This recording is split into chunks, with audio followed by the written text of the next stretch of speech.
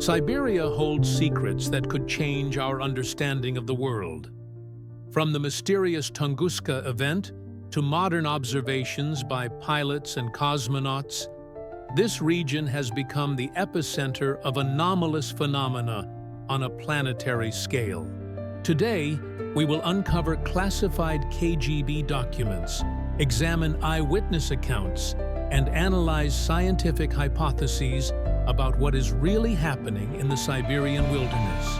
Get ready to learn the truth about alien bases that may exist right under our feet. If you are intrigued by these incredible facts about Siberian anomalies, be sure to subscribe to the channel and turn on notifications. Every week, we reveal new secrets of history and explore the mysteries of our planet. What do you think? Could alien bases really exist in Siberia? Or do all observations have an earthly explanation? Share your thoughts in the comments. June 30th, 1908, forever changed humanity's perception of what could be happening in the depths of the Siberian taiga. At 7:14 a.m., an explosion estimated to be 10 to 15 megatons of TNT equivalent occurred above the Podkamenia Tunguska River Basin. Witnesses to the event, located hundreds of kilometers from the epicenter, described a dazzling flash of light, an earthquake, and a deafening roar that could be heard 800 kilometers away. But the most striking thing was not the scale of the destruction, but the fact that no one could find the crater or the meteorite debris. Semyon Semenov, a resident of the Vanovara trading post, located 65 kilometers from the site of the event, recounted, "Suddenly, the sky split in two in the north, and a fire appeared high above the forest. At that moment, I felt so hot, as if my shirt had caught fire. Then the sky closed, and there was a loud bang." Another eyewitness, Fyodor Kosolapov, a resident of the village of Nyakanskoye, described the object as a fiery sheaf that moved across the sky from east to west. The first scientific expeditions to the crash site were organized only 13 years after the event. Leonid Kulik, an employee of the Petrograd Academy of Sciences, began systematic research of the area in 1921. What he discovered did not fit into the usual ideas about a meteorite fall. Over an area of more than 2,000 square kilometers, the forest was felled radially from the center. But at the very epicenter, the trees remained standing, stripped of their branches and bark. No traces of a cosmic body or crater were found. The mystery of the event was compounded by unusual testimonies from local residents. The Evenks said that after the explosion, strange phenomena began to occur in the taiga. Reindeer refused to enter certain areas, and hunters reported an unusual glow that was periodically observed above the site of the disaster. Some eyewitnesses claimed to have seen the object change direction before the explosion, which ruled out the possibility of it being a normal meteorite. Analysis of soil and plant samples showed elevated levels of rare trace elements characteristic of cosmic bodies, but their distribution did not correspond to that of a meteorite fall. Moreover, microscopic balls of unusual composition were found in some samples, the nature of which remains a subject of scientific debate. Geomagnetic measurements revealed anomalies in the Earth's magnetic field in the epicenter area, which persisted for decades after the event. In the 1930s, Soviet scientists hypothesized that the Tunguska event could have been caused by the explosion of a comet nucleus in the atmosphere. However, this version did not explain all the observed anomalies. Some researchers suggested that the cause of the disaster could have been a natural gas explosion, or even the testing of an unknown weapon. But these hypotheses have not been conclusively confirmed. The Tunguska event was the first documented case of a large-scale anomaly in Siberia, but it was far from the last. It ushered in an era of systematic study of unexplained phenomena in this region and laid the foundation for further research into mysterious processes in the Siberian wilderness. After the Tunguska event, the Soviet government began to take a serious interest in studying anomalous phenomena in Siberia. In the 1920s, a special commission was created under the USSR Academy of Sciences to study unexplained natural phenomena. Officially, its activities were aimed at studying geophysical anomalies, but declassified documents indicate that the range of phenomena studied was much broader. One of the pioneers of this research was Professor Alexander Chizhevsky, known for his work in the field of heliobiology. In 1932, he presented a secret report on cosmic influences on the Siberian biosphere, in which he described cases of unusual behavior of animals and plants in certain areas of the region. Chizhevsky suggested that some areas of Siberia may be under the influence of unknown cosmic factors. In parallel with academic research, the NKVD launched its own program to study anomalous phenomena. The archives contain reports from security officials about strange observations in remote areas of Siberia. One such document, dated 1935, contains a description of an unidentified flying object of cylindrical shape over the Yenisei province.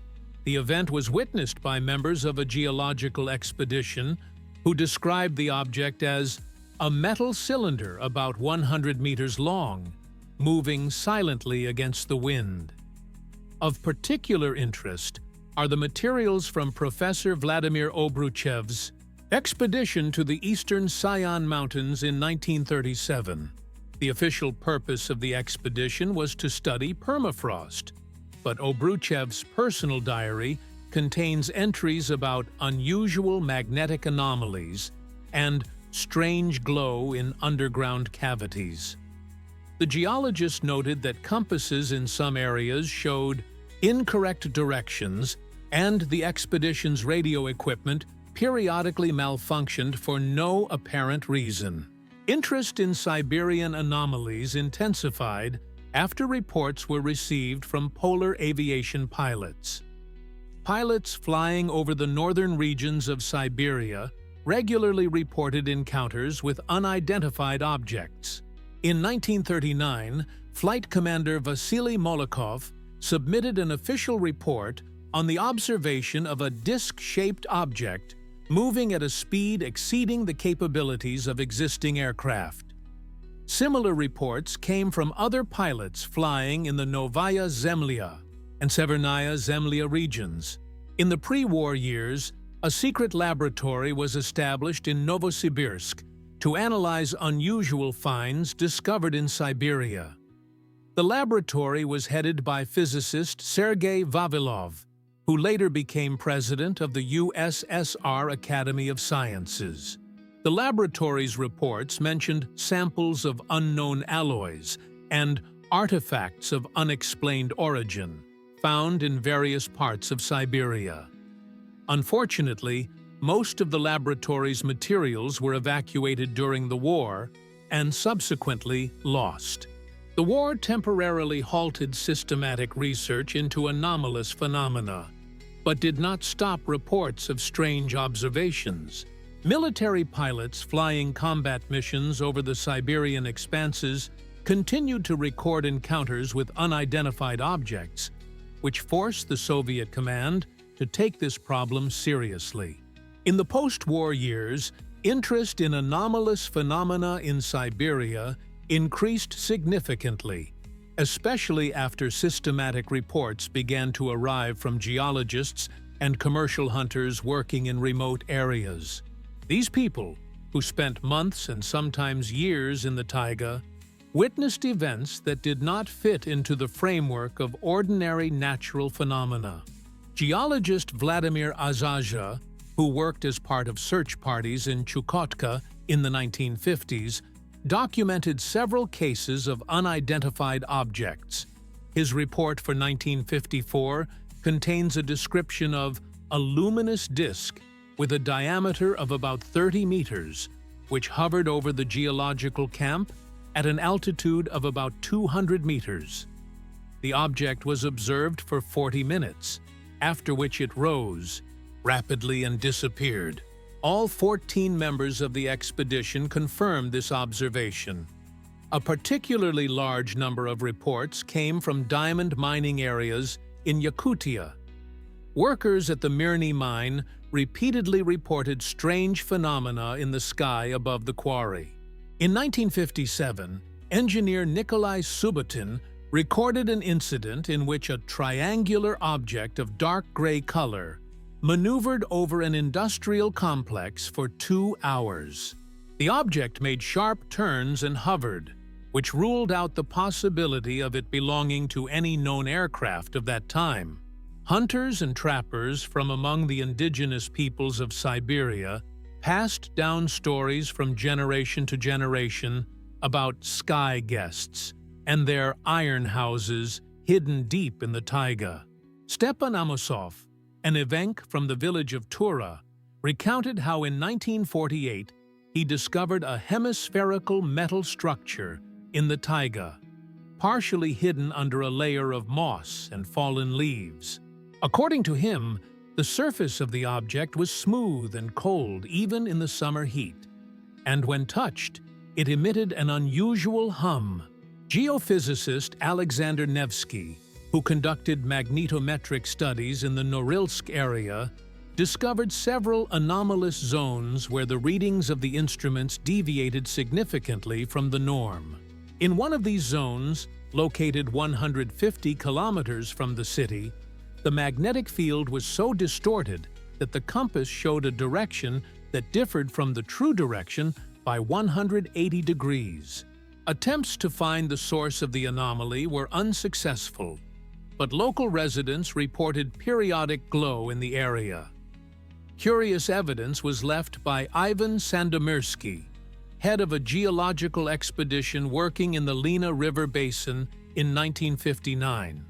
His diary contains a detailed description of an encounter with humanoid beings, about 2.5 meters tall, dressed in shiny suits. The encounter took place near the geological camp, and the creatures showed interest in the expedition's equipment, especially the radio station and geological samples. Veterinarian Mikhail Kornilov, who served reindeer herding teams in Taimyr, recorded cases of mass animal unrest for no apparent reason. Reindeer refused to pass through certain areas of the tundra, showing signs of intense fear. Interestingly, these problem areas often coincided with places where herders observed unusual light phenomena. In one of his reports, Kornilov described how an entire herd of 1,000 animals ran away in panic after a pulsating pillar of light appeared in the sky. In parallel with scientific research into anomalous phenomena in Siberia, the Soviet military began to take a special interest in this region as a potential location for secret facilities.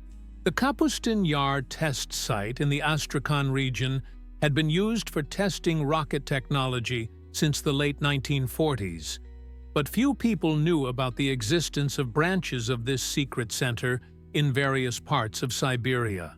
In 1951, a secret base was established near the city of Akmolinsk, officially known as Research Test Site No. 7. The project was led by Major General Georgy Tyulin, one of Sergei Korolev's closest associates. According to declassified documents, experiments with non-traditional types of propulsion were conducted at the test site, and anomalous physical phenomena were studied. Of particular interest are the materials of the Setka project, which was personally supervised by Lavrenti Beria. As part of this project, Camouflaged observation posts were set up in various areas of Siberia to monitor the airspace. The official goal was to detect American reconnaissance aircraft, but internal instructions required recording all unidentified flying objects, regardless of their nature. One such post was located in the Lake Baikal area, in the Kamar-Daban Mountains. The post commander, Senior Lieutenant Vladimir Romanenko, left detailed records of his observations for the period from 1952 to 1955. His journal records 13 sightings of unidentified objects, including a detailed description of a disc-shaped apparatus with a dome-shaped superstructure that maneuvered over the lake for 3 hours. In 1954, an incident was recorded in the Tomsk area, which was given the code name Case Number 19. A group of military testers led by Colonel Nikolai Subotin was testing a new radar station when 3 objects moving at a speed of about 3,000 kilometers per hour appeared on the screens. The objects performed maneuvers that were impossible for aircraft of that time, including instant stops and right-angle turns. The most mysterious incident remains the one that occurred near Novosibirsk in 1956.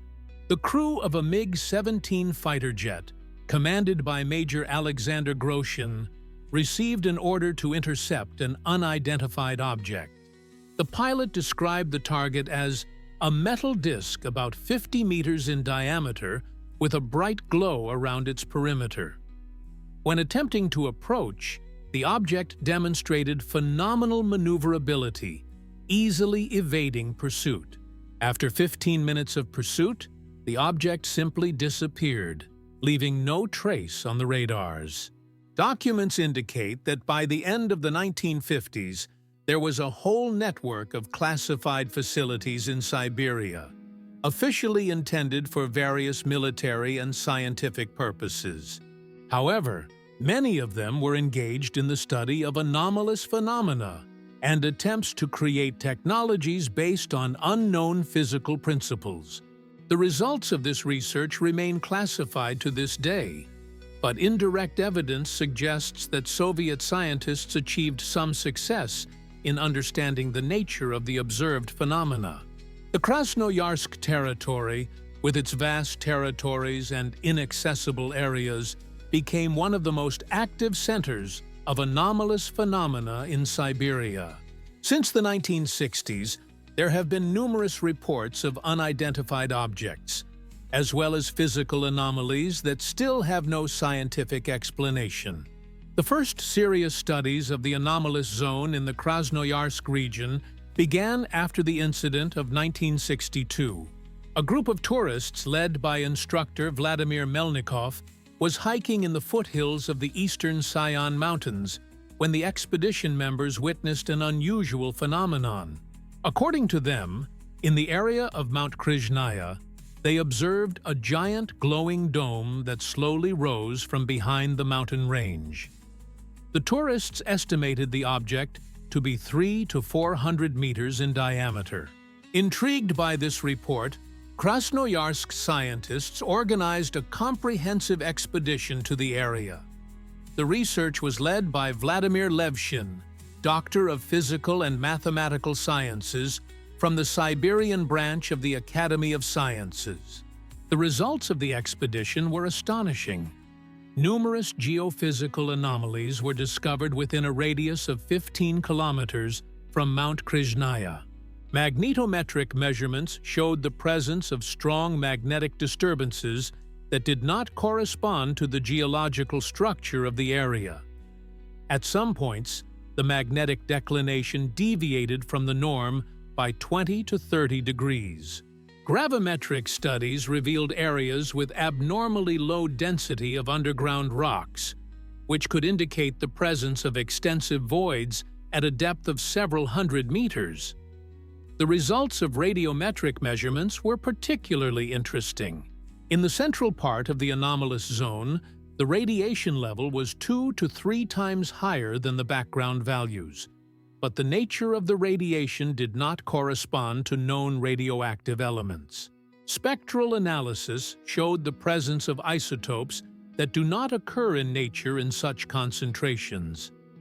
Biological studies also yielded unexpected results. Vegetation in the center of the anomalous zone showed signs of mutation and accelerated growth. The trees reached heights 1.5 to 2 times higher than normal for the area, and their annual rings had an unusual structure. In addition, there were virtually no insects or small rodents in the zone, although large animals entered it without apparent harm to their health. Local residents had long been aware of the peculiarities of this area. Hunters from the village of Shushenskoye said that their dogs refused to enter certain areas of the forest, and compasses in these places showed incorrect directions. Old-timers passed down legends about fireballs that periodically appeared above the mountain peaks, and voices from under the ground that could be heard on quiet nights. In 1974, an incident occurred in the anomalous zone that forced the authorities to classify information about the Krasnoyarsk research. A geological expedition led by Sergei Kolomitsev was conducting drilling operations in the center of the zone when, at a depth of 240 meters, the drilling tool fell into a void. Attempts to retrieve the equipment were unsuccessful, and strange sounds resembling the work of mechanisms began to emanate from the well. A few days after the incident, the military arrived in the area, cordoned off the territory, and prohibited further research. All expedition materials were confiscated, and participants were instructed not to disclose the details of what had happened. Since then, the Krasnoyarsk anomalous zone has been under the unofficial control of the special services, and access to it is strictly limited. In the north of the Krasnoyarsk territory lies one of the most mysterious areas in Russia, the Putarana Plateau. This inaccessible region, covering an area of about 250,000 square kilometers, remained a blank spot on the map of researchers of anomalous phenomena for a long time. However, in the 1970s and 1980s, many unexplained incidents were recorded here, which forced scientists to reconsider their ideas about the nature of this region. The first documented reports of strange phenomena on the Putarana Plateau came from geologists of the Norilsk expedition in 1971. The head of the party, Anatoly Medvedev, reported observing cylindrical objects of a metallic color that moved silently over the canyons of the plateau at an altitude of 200 to 300 meters. The objects were about 150 meters long and approximately 30 meters in diameter. Particularly striking was their ability to instantly change direction without any visible deceleration. Geophysicist Irina Volkova, who was conducting seismic research in the Lake Lama area, recorded abnormal underground vibrations that did not correspond to known geological processes. According to her data, there is a system of extensive cavities under the plateau at a depth of 500 to 1,500 meters, which periodically resonate at an unknown frequency. These vibrations were recorded by instruments, but were not felt by humans. Of particular interest are the testimonies of Nenets reindeer herders, who traditionally roam the outskirts of the Putarana Plateau. The elder of the Yara Nurka family said that reindeer avoid certain areas of the plateau, showing signs of severe anxiety when approaching them. According to the reindeer herder, in these places, the earth sings, and sometimes you can see lights dancing under the ground. In 1975, a comprehensive scientific expedition led by academician Vladimir Fortov worked on the plateau. The official purpose of the research was to study permafrost and its impact on the region's climate. However, the personal notes of the expedition participants contain references to unusual observations. Glaciologist Alexander Maximov described an incident that occurred in the area of Lake Gluboko. According to him, the expedition members witnessed a dome-shaped structure with a diameter of about 80 meters rising from the water. The object remained on the surface of the lake for about 20 minutes, after which it slowly sank back into the water. Attempts to detect traces of this object using sonar were unsuccessful, although the depth of the lake at this point is only 45 meters. The expedition's biologist, Lyubov Semenova, recorded abnormal behavior in the local fauna. In some areas of the plateau, there were no birds at all, and the populations of small mammals were significantly below normal. At the same time, the vegetation in these areas was more lush and diverse than in neighboring areas with normal wildlife indicators. The expedition's meteorologist, Viktor Kuznetsov, noted strange atmospheric phenomena in the central part of the plateau. In clear weather, local fogs formed over certain areas of the territory, which did not dissipate even in strong winds. Temperature measurements showed that the air in these places was 5 to 7 degrees warmer than in the surrounding areas, and the source of the additional heat could not be determined. The most mysterious incident remains that involving the expedition's radio operator, Gennady Petrov. During a scheduled communication session, he received a signal of unknown origin on a frequency that was not used by any known radio station. The signal was a sequence of short pulses that repeated at intervals of 37 seconds. A recording of this transmission was sent to specialists in Moscow, but no official conclusion about its nature was received. The Altai Mountains have long been considered a place of power and mystical phenomena. But at the end of the 20th century, this area attracted the attention of researchers of anomalous phenomena due to numerous reports of underground complexes of unknown origin. Rumors about the existence of an extensive network of tunnels and caves unrelated to natural karst formations began to circulate among speleologists and geologists as early as the 1970s. The first documented evidence of underground anomalies in Altai dates back to 1978, when a group of speleologists from Novosibirsk, led by Vladimir Ilyinsky, explored a cave system in the Beluka mountain area. At a depth of 120 meters, the researchers discovered an artificial tunnel with a perfectly circular cross-section and a diameter of 4 meters. The walls of the tunnel were covered with an unknown material resembling glass, but significantly harder. According to Ilyinsky, the tunnel extended more than a kilometer into the mountain, but further progress was halted due to technical difficulties. The most striking feature of the discovered structure was the complete silence. The sounds of the researchers' footsteps and voices were absorbed by the walls, creating the effect of an acoustic vacuum.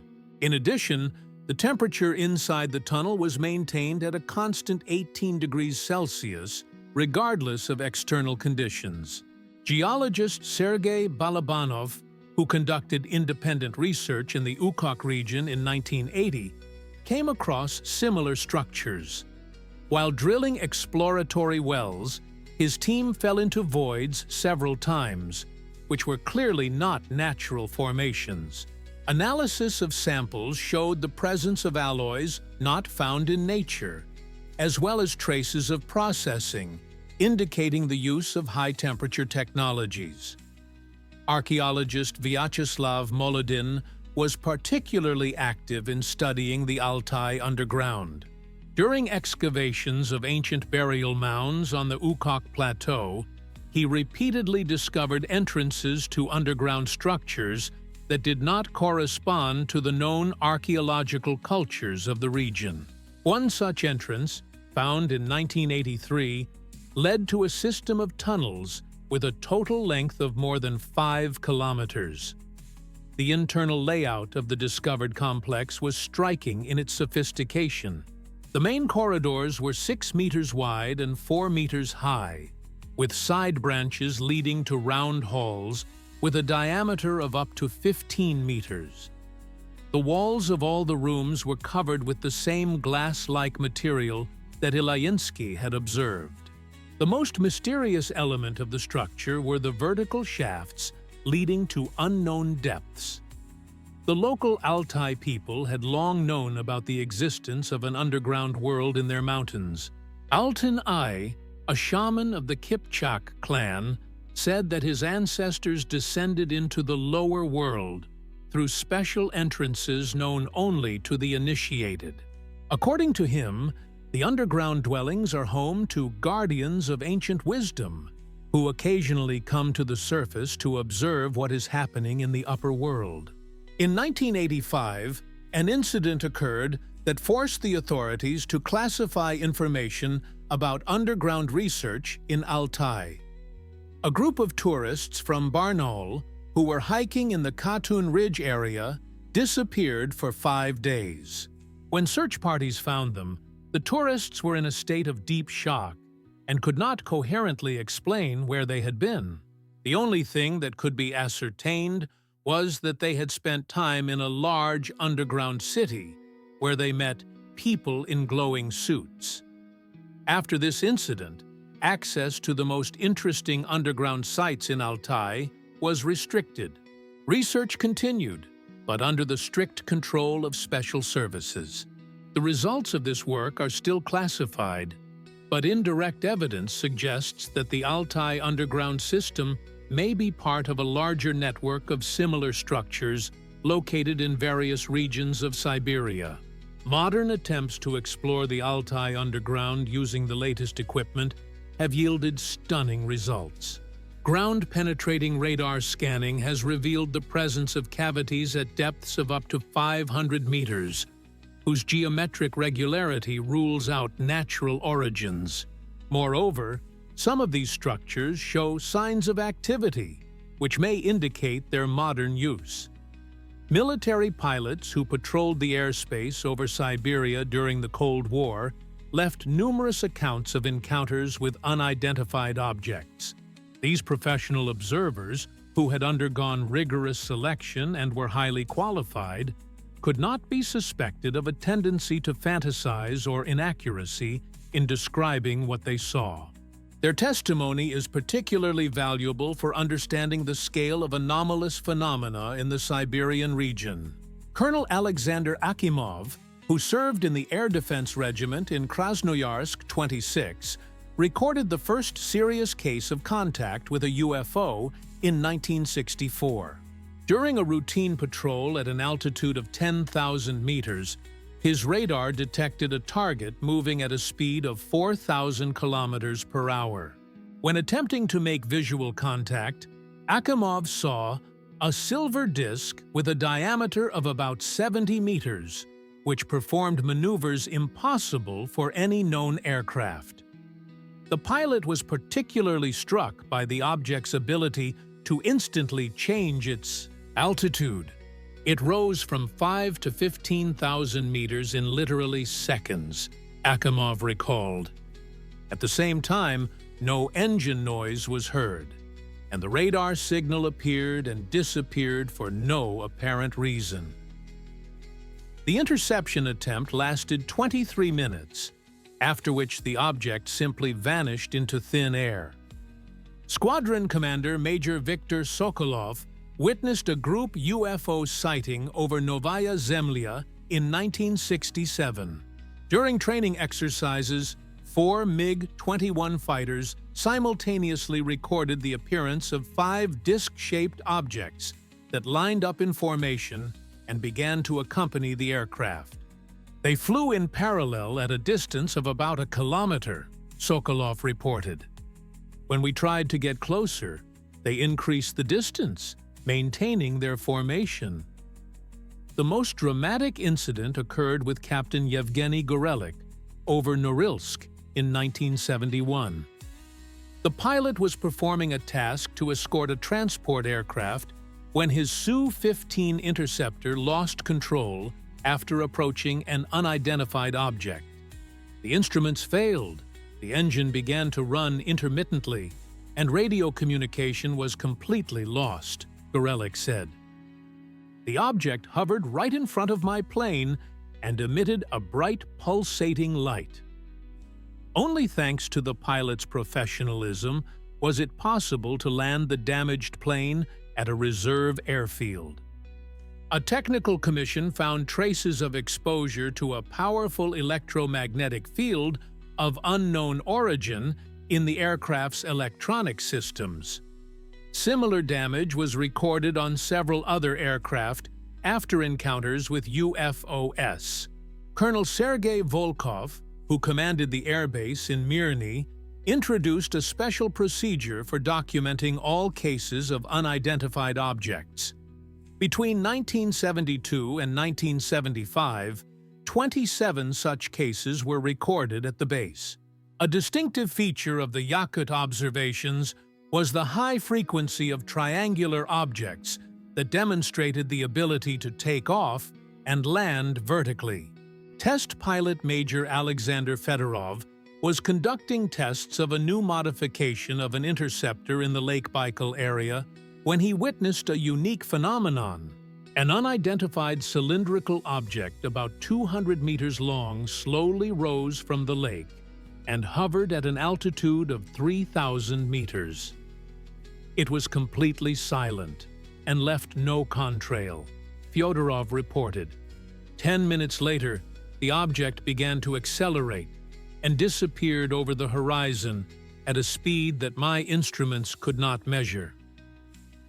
In 1978, an incident occurred that prompted the military command to create a special group to study anomalous phenomena. A squadron of 3 fighter jets under the command of Lieutenant Colonel Vladimir Petrenko received an order to intercept an airspace violator in the Chukotka region.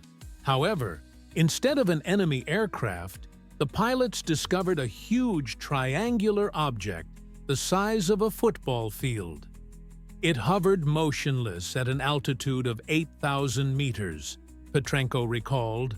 As our planes approached, the object began to emit directed beams of light that scanned our machines. An attempt to attack it was unsuccessful. The missiles simply would not launch. After a 20-minute standoff, the object rose vertically into the stratosphere and disappeared.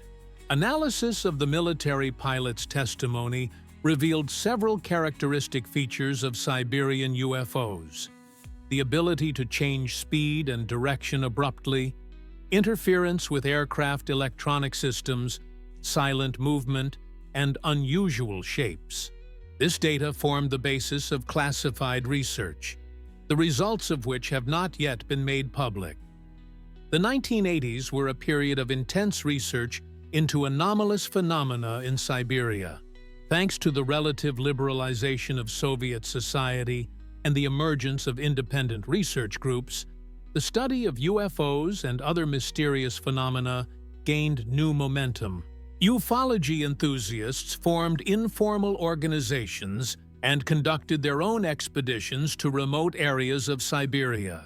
One of the pioneers of Soviet ufology was Vladimir Azazha, a candidate of technical sciences who worked at one of Moscow's research institutes. In 1982, he organized the first comprehensive expedition to the Turukhansk district of the Krasnoyarsk region, where, according to local residents, there was increased UFO activity. The group of researchers spent 2 months in the taiga, recording 13 sightings of unidentified objects. The most impressive sighting was made on the night of August 15th to 16th, 1982.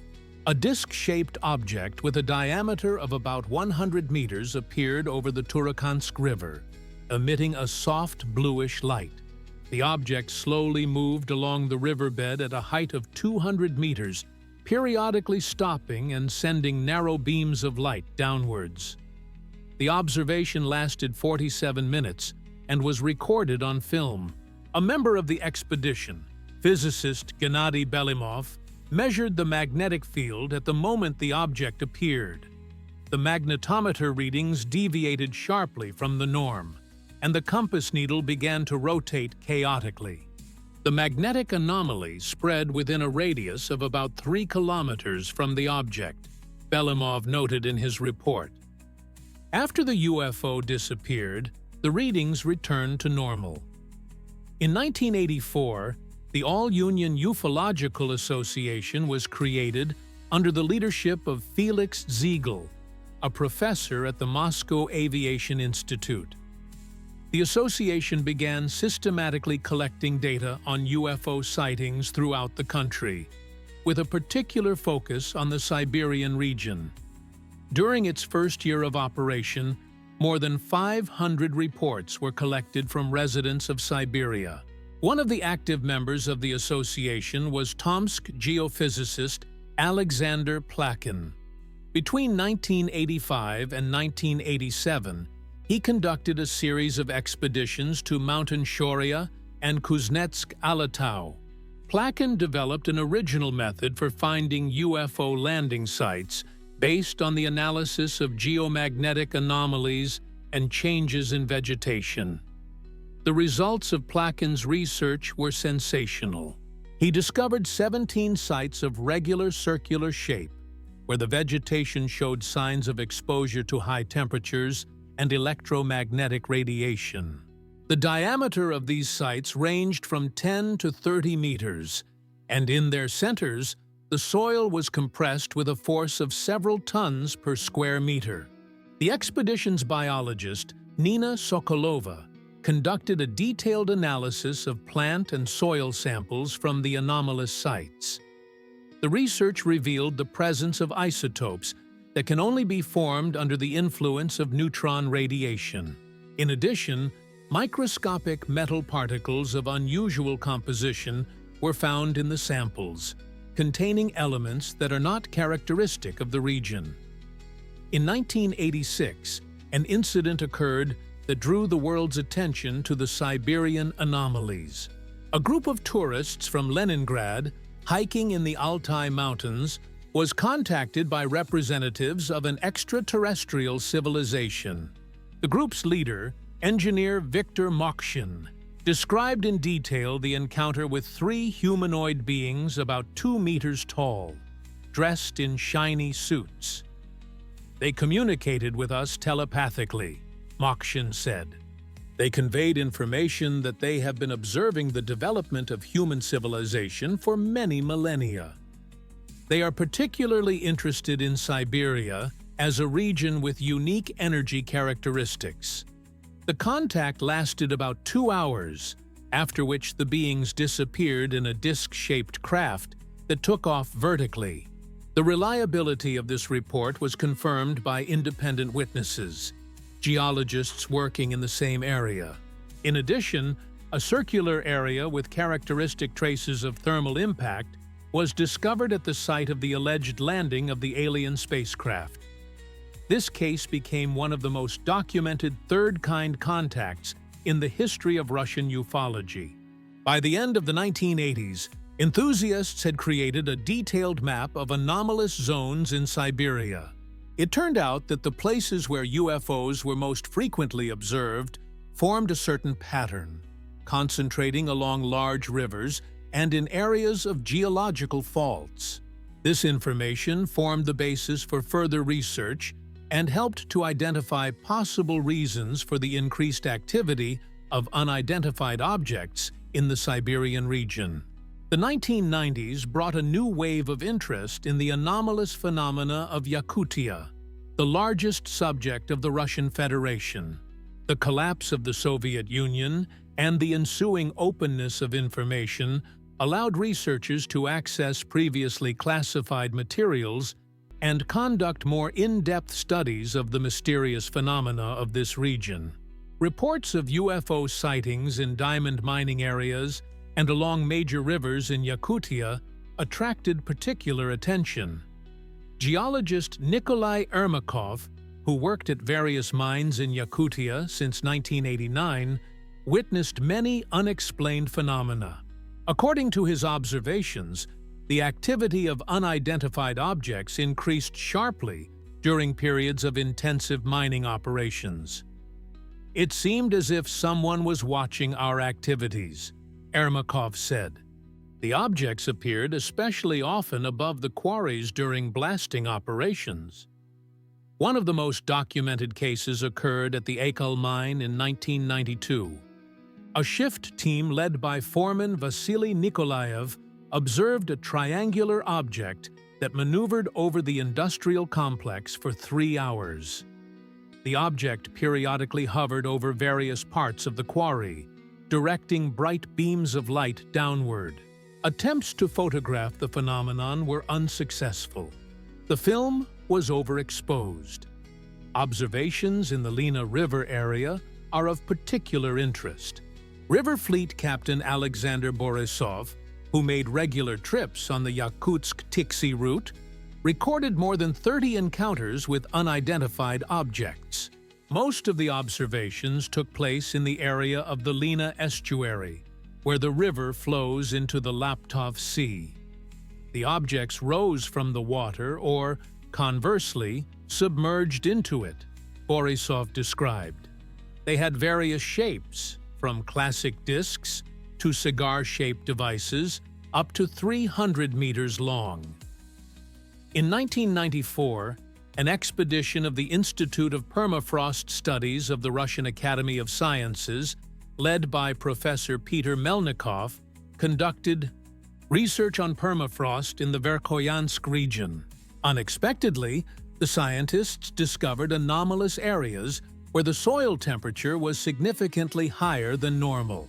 During the drilling of exploratory wells, it became clear that the heat source was located at a depth of about 200 meters. The temperature gradient at these points did not correspond to known geothermal processes, Melnikov noted in his report.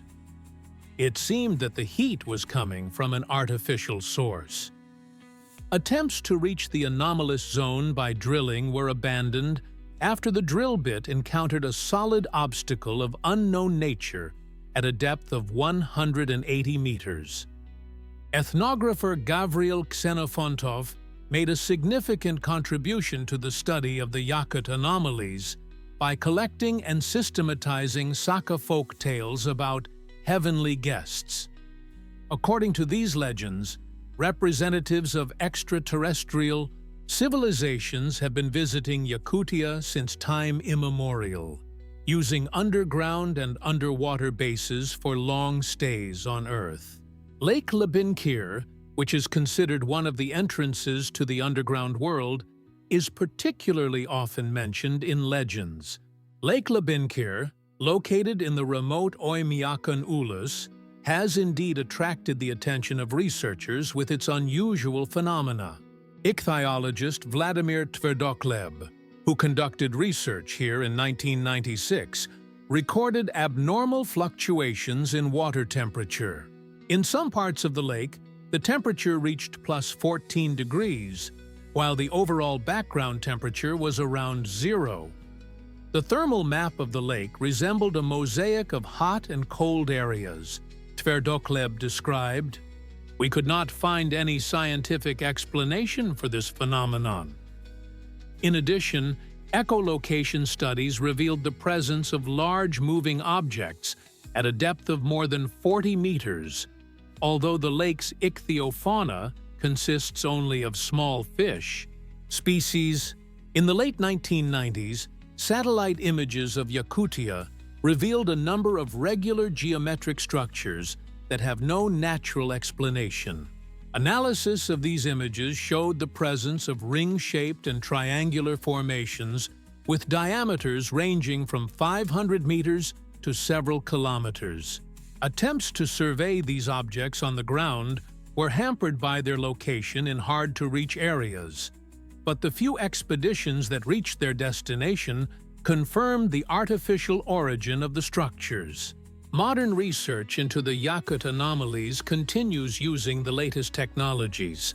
The use of drones and satellite navigation has made it possible to discover new mysterious objects and phenomena that pose new questions for science about the nature of what is happening in this amazing region.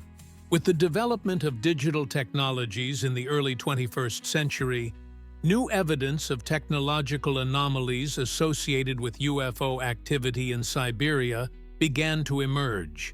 Modern electronic equipment proved to be more sensitive to the influence of unidentified objects, which made it possible to record previously unknown aspects of these phenomena. There were particularly frequent reports of malfunctions in GPS navigation, mobile communications, and other high-tech systems. Civil aviation pilot Sergei Kravtsov, who flew the Moscow-Yakutsk route, repeatedly encountered inexplicable technical problems in certain areas of Siberia. In 1999, while flying over the Evenki district, all navigation systems on his Boeing 737 simultaneously failed for 23 minutes. The computers were displaying chaotic information. The GPS was giving coordinates that were physically impossible, and radio communication had completely ceased, Kravtsov said. At the same time, I visually observed a disc-shaped object flying parallel to our course. Geologist Mikhail Andreev, who used modern geophysical equipment to search for minerals in the Krasnoyarsk region, recorded abnormal readings in an area where local residents regularly observed UFOs. Magnetometers showed magnetic field fluctuations with a frequency of 37 Hz, which is not typical for natural processes. This frequency coincided exactly with the periodicity of light anomalies in the sky, Andreev noted. It seemed as if the source of the disturbances was underground. Technological anomalies were particularly active in the area where the Power of Siberia gas pipeline was being built. Engineer Dmitry Sokolov, who was responsible for installing telecommunications equipment, reported regular malfunctions in digital systems. At certain points along the route, all electronics began to malfunction. He described the problem. Mobile phones showed no network, even though the nearest tower was only 5 kilometers away, and computers spontaneously rebooted. The most serious technological anomalies were recorded in the area of the Vostochny Cosmodrome in the Amur region. During preparations for rocket launches, malfunctions in the control and measurement systems were repeatedly noted. The head of the Cosmodrome's technical service, Colonel Alexander Volkov, reported inexplicable electromagnetic disturbances that were recorded by measuring instruments several hours before the appearance of UFOs in the area of the launch complex. Spectral analysis of these disturbances showed the presence of frequencies that are not generated by any known source, Volkov noted in a memo. At the same time, the intensity of the radiation was so high that it could interfere with the launch vehicle's radio-electronic equipment. In this regard, several launches were postponed until the anomalous activity ceased. Anomalous phenomena researcher Vladimir Chernobrov conducted a series of experiments to study the impact of UFOs on electronic devices. Using specially designed equipment, he recorded that unidentified objects generate powerful pulses of electromagnetic radiation across a wide range of frequencies. These pulses are capable of disabling any unprotected electronics at a distance of up to 10 kilometers, Chernobrov concluded. At the same time, the impact is selective. Some devices continue to function normally. Of particular interest are reports from cell phone operators about massive disruptions in the operation of base stations in remote areas of Siberia. Igor Petrov, technical director of a major telecommunications company, reported that during periods of UFO activity, up to 40% of base stations in anomalous zones switch to emergency mode. Diagnostics do not reveal any technical malfunctions, but the quality of communication deteriorates sharply, Petrov explained. After the anomalous activity ceases, all systems automatically resume normal operation. Drivers of heavy trucks traveling along the M58 Federal Highway through the Irkutsk region regularly report malfunctions in GPS navigation in certain sections of the road. Trucker Vladimir Kuznetsov said, "The navigator starts showing that I am in a completely different place, sometimes in the ocean, sometimes in another country. At the same time, strange lights can often be seen in the sky. These malfunctions occur so regularly that experienced drivers have learned the problematic sections and switched to manual control in advance." Analysis of all recorded technological anomalies shows that unidentified objects have the ability to generate powerful electromagnetic fields that selectively affect various types of electronic equipment. This discovery is important for understanding the principles of UFO operation and may indicate the use of physical processes unknown to modern science. The fall of the Iron Curtain in the early 1990s drew the attention of the international scientific community to the Siberian anomalies.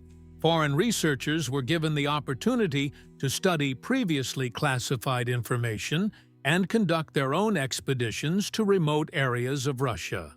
This period was marked by a number of joint Russian-foreign projects to study unidentified phenomena in Siberia. The first major international expedition was the Russian-American Sirius program. Organized in 1994 on the initiative of NASA and the Russian Academy of Sciences. The project was led by Dr. James McDonald from NASA's Astrobiology Institute and academician Nikolai Kardashev from the Space Research Institute of the Russian Academy of Sciences. The aim of the expedition was to study the anomalous zones of Altai and search for possible traces of extraterrestrial intelligence. Over 3 months of work, the international team of researchers recorded many unexplained phenomena. American physicist Dr. Richard Haynes, a specialist in the study of UFOs, conducted comprehensive measurements in the Belukha mountain area. His equipment recorded anomalous gravitational fluctuations and unusual spectral characteristics of electromagnetic radiation. "We encountered physical processes that do not fit into the framework of modern science," Haynes said at a press conference in Moscow. A French research team led by Professor Jean-Claude Bourre from the National Center for Space Studies focused on studying the Tunguska anomalous zone. Using the latest French equipment, scientists discovered underground structures of regular geometric shape at the epicenter of the 1908 explosion. Radar probing revealed the presence of a cylindrical object about 200 meters long at a depth of 50 meters underground. Bourre said, "This object has metallic properties and is definitely man-made." German researcher Dr. Hartmut Müller from the Max Planck Institute for Plasma Physics conducted unique experiments in the Krasnoyarsk anomaly zone. His team installed automatic measuring stations that operated for a year, recording all changes in the region's geophysical parameters. The results showed periodic anomalies that repeated at intervals of 137 days. This periodicity does not correspond to any known natural cycle, noted Müller. Perhaps we are dealing with artificially created disturbances. A Japanese expedition led by Professor Hiroshi Takahashi of Tokyo University focused on studying the Baikal anomalies. Using deep-sea vehicles, Japanese researchers surveyed the bottom of the lake in areas where UFOs were most frequently observed. At a depth of 400 meters, they discovered regular circular holes with diameters ranging from 10 to 20 meters, extending into the thickness of the bottom sediments. Analysis of the core showed that these holes were burned through by high-temperature exposure, Takahashi said. Some of them are over 1,000 years old. British researchers from the University of Cambridge, led by Professor David Clark, studied the impact of Siberian anomalies on living organisms. Their long-term research showed that plants and animals in anomalous zones exhibit genetic changes that cannot be explained by natural mutation. We found sequences in the DNA of local organisms that are not found anywhere else on Earth, Clark said. This may indicate the influence of an unknown factor. An Italian research team led by Dr. Marco Bianchi of the National Institute of Nuclear Physics conducted radioisotope analysis of samples from various anomalous zones in Siberia. The results showed the presence of isotopes with a half-life that does not correspond to the Earth's conditions of their formation. Some of the isotopes found can only be formed in interstellar space, Bianchi explained. Their presence on Earth requires a separate explanation. Canadian researchers from the University of Toronto conducted a comparative analysis of Siberian anomalies with similar phenomena in other regions of the world. Professor John Mackenzie found striking similarities between the Siberian findings and artifacts discovered in the Canadian Arctic. We are dealing with a global phenomenon, the centers of which are located in the Arctic and subarctic regions of various continents, Mackenzie concluded. This indicates the systematic activity of an unknown force. The results of international research were summarized in a joint report that was presented at a closed meeting of the UN Committee on the Peaceful Uses of Outer Space. Although the content of the report remains classified, leaked information indicates that the international scientific community has recognized the reality of anomalous phenomena in Siberia and the need for further study. With the development of modern science and the emergence of new research methods, scientists have proposed several hypotheses to explain the anomalous phenomena in Siberia. These theories range from traditional scientific explanations to revolutionary concepts that could radically change our understanding of physics and cosmology. Each version has its strengths and weaknesses, but none can yet fully explain the entire spectrum of observed phenomena. Alexander Trofimenko, Doctor of Physical and Mathematical Sciences at the Institute of Theoretical Physics of the Russian Academy of Sciences, has put forward a hypothesis about the existence of natural windows into parallel dimensions in Siberia. According to his theory, certain geological structures in the region create conditions for local curvature of space-time, allowing objects from other dimensions to penetrate our world. Quantum mechanics allows for the existence of multiple realities, Trofimenko explains. The Siberian anomalies may be a manifestation of the intersection of these realities. Professor Sergei Savelyev from Moscow State University has proposed an alternative version based on the theory of plasma formations in the upper layers of the Yiboivi atmosphere. According to his calculations, the unique magnetic characteristics of the Siberian region contribute to the formation of stable plasmoids that can mimic the behavior of artificial objects. Plasma formations are capable of self-organization and can demonstrate complex forms of movement, explains Savelyev. This explains many of the features of observed UFOs. Geophysicist Vladimir Strijov from the Institute of Earth Physics of the Russian Academy of Sciences has developed a theory of crystalline resonators. He suggests that underground crystalline formations in Siberia are capable of accumulating and emitting energy in certain frequency ranges. These natural resonators can create powerful electromagnetic fields that affect electronics and can generate optical illusions, Strijov asserts. Under certain conditions, they are capable of levitating small objects. Biophysicist Dr. Natalia Belyakova has proposed a theory about the impact of unknown forms of cosmic radiation on the Earth's biosphere. In her opinion, Siberia is located in the zone of influence of a powerful source of radiation located in deep space. This radiation can stimulate evolutionary processes and create conditions for the development of new life forms, Belyakova explains. Some of the observed phenomena may be manifestations of the activity of such organisms. Quantum physicist Professor Ivan Volkov has put forward a hypothesis about the existence of natural quantum computers in Siberia, formed by crystal structures in permafrost conditions. At ultra-low temperatures, crystals can enter a state of quantum superposition, Volkov explains. Such natural quantum systems are capable of processing information and even generating holographic projections. Astrophysicist Dr. Elena Kuznetsova suggested that the Siberian anomalies are related to the activity of a neutron star or black hole in our galaxy.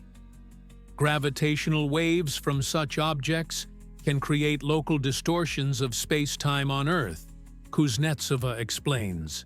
Siberia may be in the focus zone of these waves due to the peculiarities of our planet's movement in the galaxy.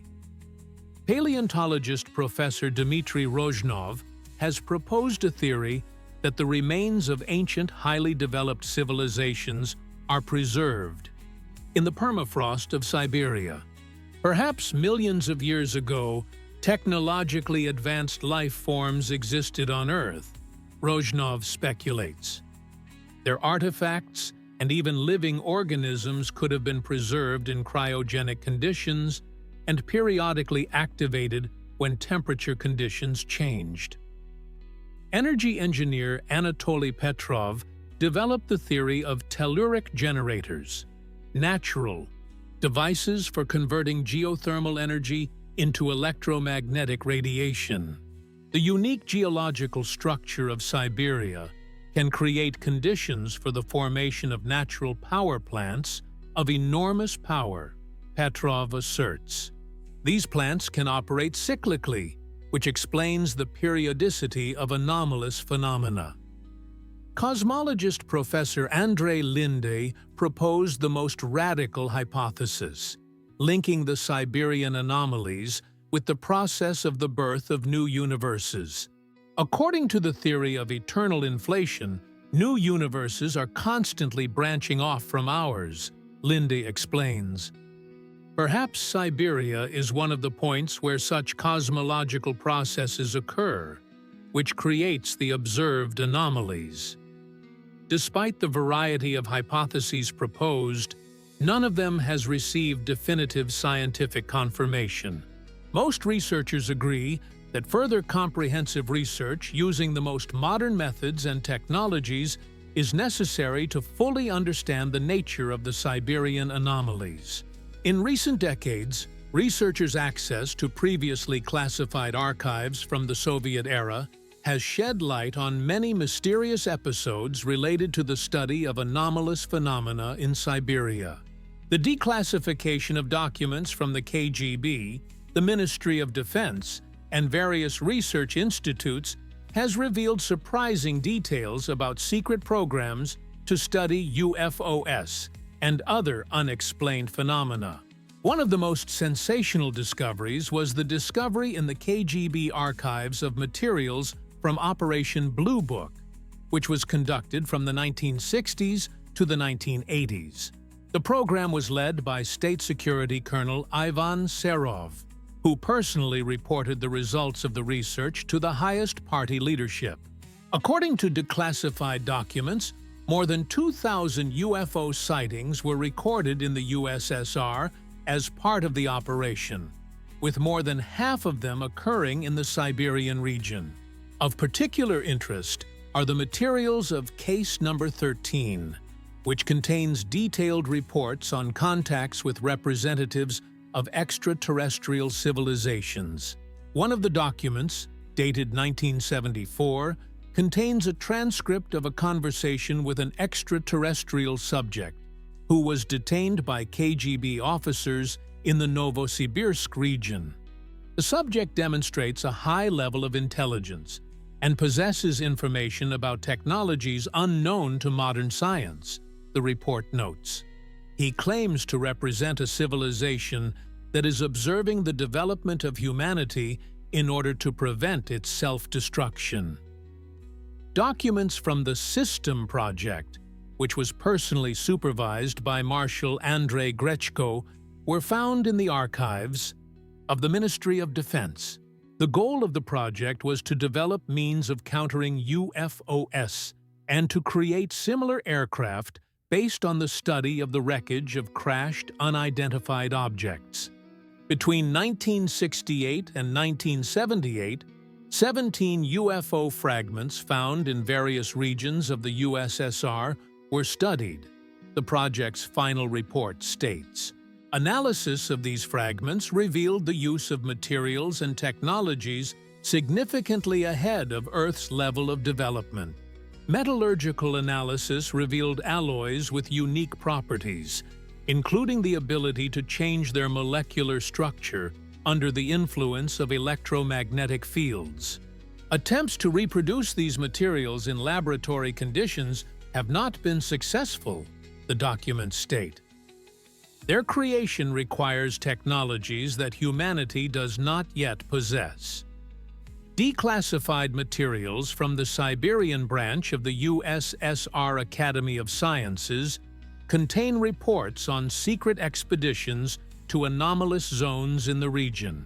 Academician Vladimir Kotelnikov personally supervised research in the Putarana Plateau area, where an underground base of unknown origin was discovered. The complex consists of a system of tunnels and halls carved into the rock using unknown technology, Kotelnikov reported. The walls are covered with a material that has superconducting properties at normal temperatures. The same archive also contained photographs and drawings of strange mechanisms found in the underground complex. Experts determined that these devices could be elements of an energy system of colossal power.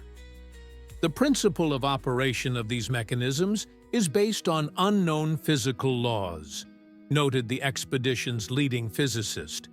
Perhaps they use energy from a vacuum or other exotic sources. Documents from the Central Committee of the Communist Party of the Soviet Union show that the country's top leadership was fully informed about the scale of the anomalous phenomena in Siberia. A memo from Leonid Brezhnev from 1976 states, "It is necessary to intensify research in the field of anomalous phenomena, as they may represent both a potential threat and a source of revolutionary technologies." An interdepartmental commission chaired by academician Anatoly Alexandrov, was created to coordinate this work. Of particular interest are documents relating to the Setka-AN project, which was initiated in 1978 on the personal instructions of Yuri Andropov. The aim of the project was to create a permanent network for observing anomalous phenomena on the territory of the USSR, using the most modern technical means. As part of the project, 230 stationary observation posts equipped with the latest equipment were deployed, the report says. Particular attention was paid to the Siberian region as an area of increased activity. The results of the Setka-AN network showed that the activity of anomalous phenomena in Siberia is cyclical in nature, with a period of about 11 years, which coincides with the cycle of solar activity.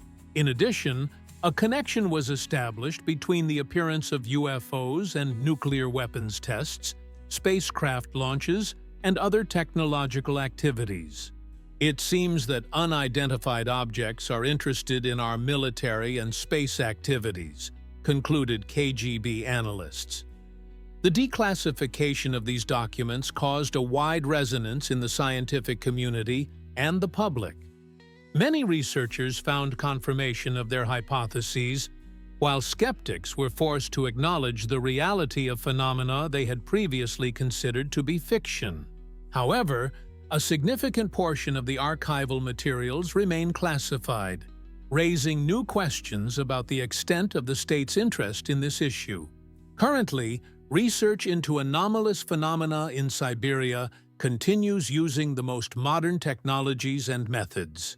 A new generation of scientists has gained access to satellite data, supercomputers, and high-precision measuring instruments, allowing them to study the region's mysterious phenomena with unprecedented accuracy.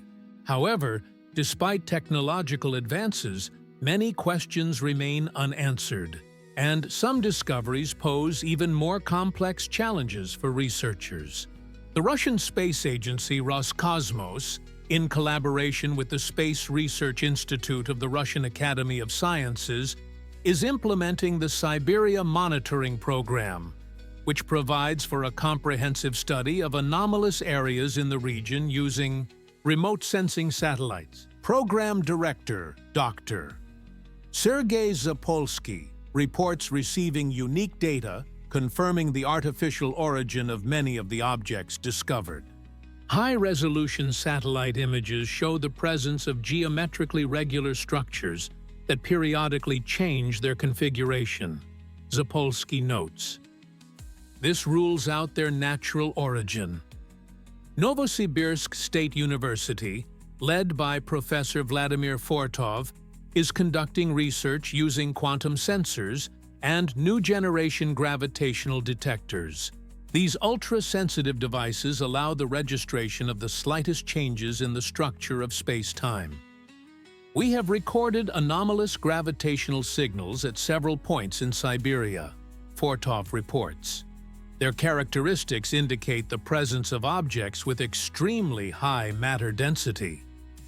Tomsk Polytechnic University has developed a network of autonomous research stations that operate in the most inaccessible areas of Siberia.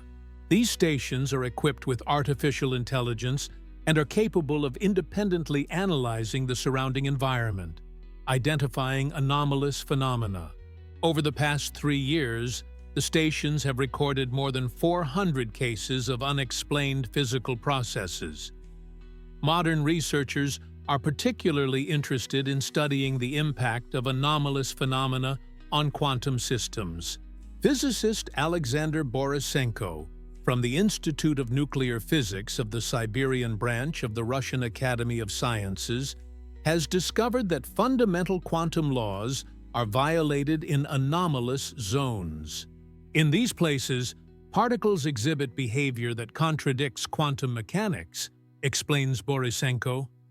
Perhaps we are dealing with manifestations of a new physics that goes beyond the standard model. Biological research conducted by the Institute of Cytology and Genetics of the Siberian branch of the Russian Academy of Sciences has revealed unique features of the evolution of organisms in anomalous zones. Doctor of Biological Sciences Elena Rogozhina discovered that some species of plants and microorganisms in these areas have abilities that are not found anywhere else on Earth. We observe organisms that can exist in conditions of extreme electromagnetic radiation and even use it for their life processes, Rogozhina says.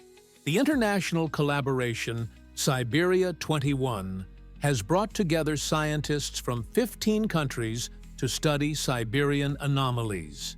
Using synchronized measurements on different continents, researchers are trying to identify global patterns in the distribution of anomalous phenomena. Project coordinator Professor John Wilson of the California Institute of Technology reports receiving data that indicates the existence of a planetary network of interconnected anomalous zones. Private research companies are also contributing to the study of Siberian mysteries. SpaceX, led by entrepreneur Elon Musk, has allocated significant funds to develop specialized drones for exploring hard-to-reach anomalous zones. These drones are capable of operating in conditions of strong electromagnetic interference and transmitting data in real time. The use of virtual and augmented reality technologies has made it possible to create detailed three-dimensional models of anomalous zones, which are used to plan expeditions and analyze the collected data.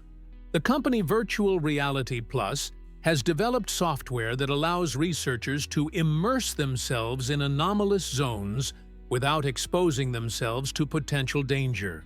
Artificial intelligence is playing an increasingly important role in analyzing the vast amounts of data collected by various research groups. Neural networks are trained to recognize patterns in the behavior of anomalous objects and predict where they will appear. Initial results show that this approach is highly effective, with prediction accuracy reaching 70%. Despite all the achievements of modern science and technology, the mysteries of Siberia continue to baffle researchers. Each new discovery raises dozens of new questions, and some phenomena seem fundamentally inexplicable from the point of view of modern scientific ideas. Perhaps understanding them will require a revolution in science comparable to the discovery of quantum mechanics or the theory of relativity. The future of research into Siberian anomalies lies in a comprehensive approach that combines the efforts of scientists from various disciplines, the use of the most modern technologies, and international cooperation. Only such an approach can bring humanity closer to unraveling the mysteries that Siberian soil has kept for centuries.